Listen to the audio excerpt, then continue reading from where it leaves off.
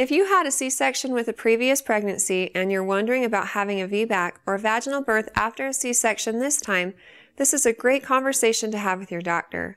They'll go over your pregnancy history, your health history, and decide what the best option would be for you.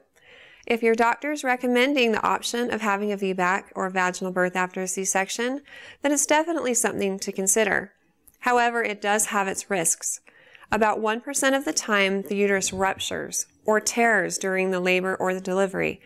And this just comes with the inherent risk of making an incision on the uterus with the previous C-section, which makes that a weak point forevermore. It would be similar to if I were to make a big incision down my bicep and then start lifting heavy weights. And there's definitely an increased chance that it could break open or rupture. So this is similar to what might happen to the uterus next time you go into labor. So your doctor would talk to you about all these different risks and then decide if it's worth it to you to try a VBAC.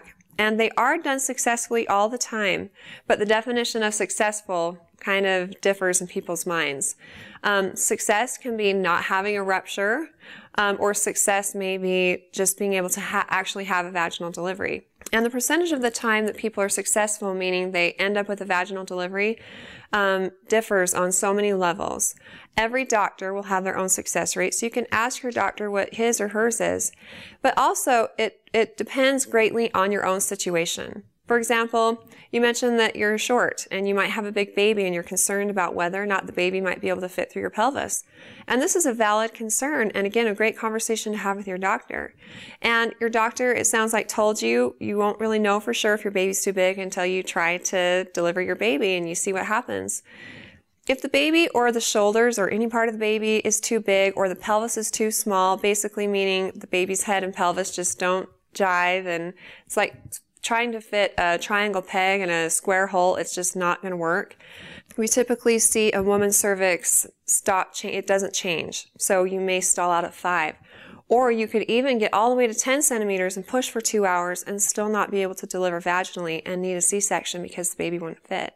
So this does happen, but a lot of women are willing to give it a shot and see what happens. And again, really the only way you can know is by trying it out. And as for an ultrasound a few days before delivery, those can give you an estimate on fetal size, but even if you know the size of the baby, we can't measure the size of your pelvis.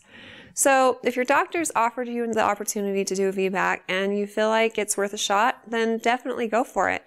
If you feel like you'd rather just have a repeat C-section and show up on a certain day and have a baby an hour or two later, then that's also a totally fine option as well. If you have any other specific questions about your situation, I'd recommend bringing them up with your OB provider. But if you have any questions for me, feel free to ask them on our Facebook page and recommend us to your friends and family too.